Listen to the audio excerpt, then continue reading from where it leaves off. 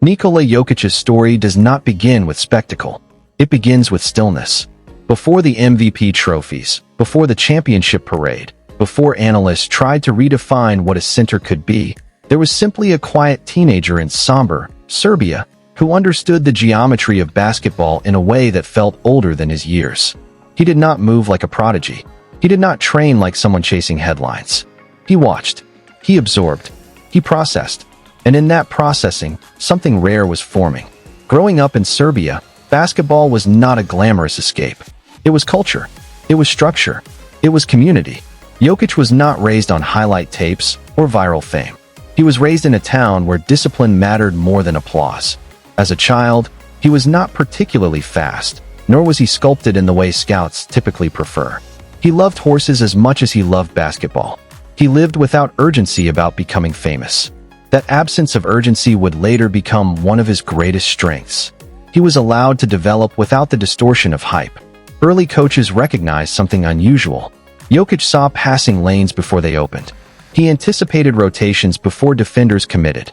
While other young players forced shots, Jokic waited for better ones. His game did not scream potential. It whispered intelligence. And intelligence, in the long arc of professional sports, tends to age better than athleticism alone. He learned how to pivot without traveling, how to use his shoulders to shift defenders subtly, how to read weak side help before initiating a move. In his teenage years, playing within Serbia's development system, Jokic refined that patience. He learned the fundamentals deeply. Footwork in the post, angles and pick-and-roll situations, timing on weak side cuts, and how to pass off either hand without telegraphing intent. He was never the most explosive player on the floor. Instead, he became the most deliberate. Teammates gravitated toward him because playing with Jokic felt easier. The ball arrived on time. Decisions felt simplified. Chaos was reduced. That reduction of chaos would later become the defining characteristic of Denver's offense. When Megabasket gave him a professional platform, Jokic's body was still evolving. He was heavier, less conditioned than elite prospects often are. But his mind was already elite. He manipulated defenses without seeming to try. He created offense not by overpowering opponents, but by guiding them into mistakes. European basketball sharpened his spatial awareness. It demanded team play. It punished selfishness. Jokic thrived within that ecosystem because he was naturally unselfish. He understood that advantage could be created with a pass just as easily as with a shot. The 2014 NBA draft came without drama. Jokic was selected 41st overall by the Denver Nuggets, a pick announced during a commercial break. There was no spotlight, no expectation, no immediate narrative, and perhaps that anonymity was perfect. Jokic entered the NBA without pressure to justify hype.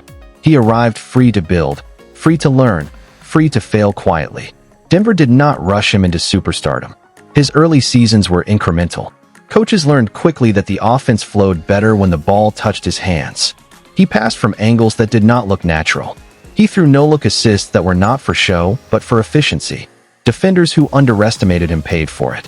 What looked slow was actually controlled. What looked casual was actually calculated. Conditioning became an early storyline. Jokic transformed his body methodically. He committed to endurance training. He altered nutrition. He increased stamina without sacrificing touch. The changes were not cosmetic. They were strategic. The NBA is a league of pace and space, and Jokic adapted without abandoning his cerebral foundation. His ability to play extended minutes while maintaining decision-making clarity became one of his hidden advantages. As his minutes increased, so did his influence. The Nuggets slowly restructured their offense around him. It was unconventional. A center initiating from the top of the key. A 7-footer orchestrating dribble handoffs like a guard. Jokic did not dominate games through isolation. He dominated them through orchestration. He turned teammates into threats. Shooters thrived off his reads. Cutters trusted his vision. Guards benefited from screens set at precise angles that created micro-advantages rather than obvious mismatches. By the time he became an all-star, the conversation had shifted. Jokic was no longer a novelty. He was a structural problem for the league. Defenses faced an impossible decision: double-team him and surrender open shots, or guard him one-on-one and accept his soft touch in the post. His footwork grew subtler. His touch around the rim became surgical. His three-point shot stretched the floor just enough to widen passing lanes. He learned to punish switches without rushing. He learned to score late in the shot clock without panic. The first MVP season solidified his rise. Injuries around him forced Jokic into even greater responsibility. Instead of collapsing under volume, he expanded. His scoring increased, but so did his efficiency. Advanced metrics reflected his dominance. Elite efficiency ratings, historically strong box plus-minus numbers, and on-off splits that demonstrated how dramatically Denver's performance shifted when he left the floor. He was not just productive, he was transformative. The second MVP season removed any lingering doubt. Back-to-back MVP awards are rare. They are reserved for players who bend the league around them. Jokic did not bend it with spectacle. He bent it with inevitability. Opponents knew the reads he preferred and still failed to disrupt them. He manipulated help defenders by staring at shooters before delivering bounce passes to cutters. He slowed games down to a speed comfortable for him, not for the opponent. The playoff disappointments before the championship were critical chapters. Critics questioned whether his style could survive defensive intensity, whether a center who did not rely on vertical dominance could carry a team through 4 series. Jokic did not answer verbally. He refined. He improved his conditioning further. He committed to defensive positioning, understanding that his value did not require highlight blocks, but correct rotations and strong rebounding fundamentals. The 2023 championship run became the defining chapter. In the postseason, where adjustments are ruthless and weaknesses are hunted, Jokic had none to exploit. He scored when single covered. He passed when doubled. He rebounded relentlessly. He dictated pace even against elite defenses. In series after series, he delivered triple-doubles that felt less like statistical feats and more like strategic dismantling. The finals were not a coronation of flash, but of mastery. He controlled tempo, exploited mismatches calmly, and trusted teammates to convert advantages he created. Jokic's partnership with Jamal Murray illustrated his unselfish genius. Their two-man game felt telepathic. Jokic set screens that created options rather than forcing outcomes. Murray moved with trust. It was not about hierarchy.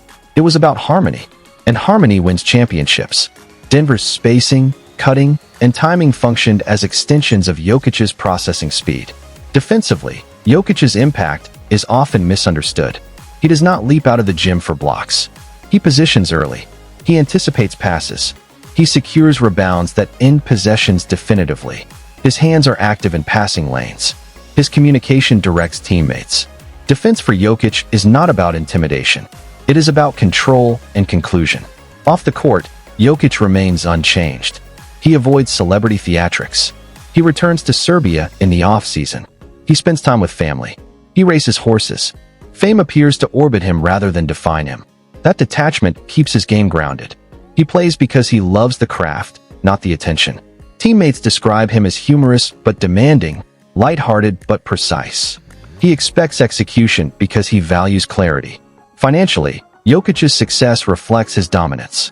His Supermax contract places him among the league's highest earners. Endorsements followed MVP seasons. His estimated net worth has grown substantially through contracts and partnerships. Yet money appears to be a byproduct rather than a pursuit. Stability matters. Loyalty matters. Denver, in turn, has built around him with patience and trust.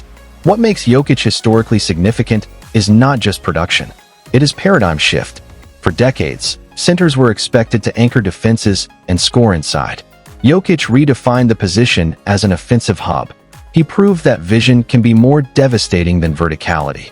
That patience can outlast pace. That anticipation can neutralize athletic deficits.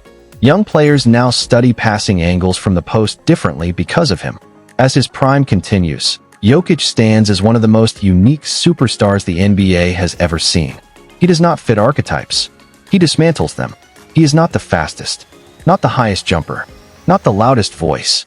He is simply the most complete processor of the game on the floor. His triple-doubles do not feel forced. They feel inevitable. The legacy conversation grows louder each season. Multiple MVPs, a finals MVP, historic efficiency, comparisons to legends surface frequently. But Jokic appears uninterested in chasing ghosts of eras past. He focuses on the next possession, the next read, the next subtle advantage. That presence in the immediate moment defines his career as much as any accolade. Nikola Jokic did not arrive as a prototype. He arrived as a contradiction. A second-round pick who became a generational centerpiece. A center who plays like a point guard. A superstar who avoids superstardom's theatrics. And through discipline, intelligence, and relentless refinement, that contradiction became the standard. Nikola Jokic's journey proves that greatness is not always loud.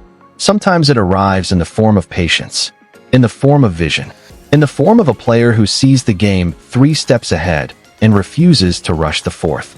His legacy is not built on spectacle, but on structure. Not on ego, but on execution. And as long as basketball rewards intelligence as much as athleticism, Nikola Jokic will remain not just a champion, but a blueprint for a different kind of dominance. One built not on noise, but on knowing.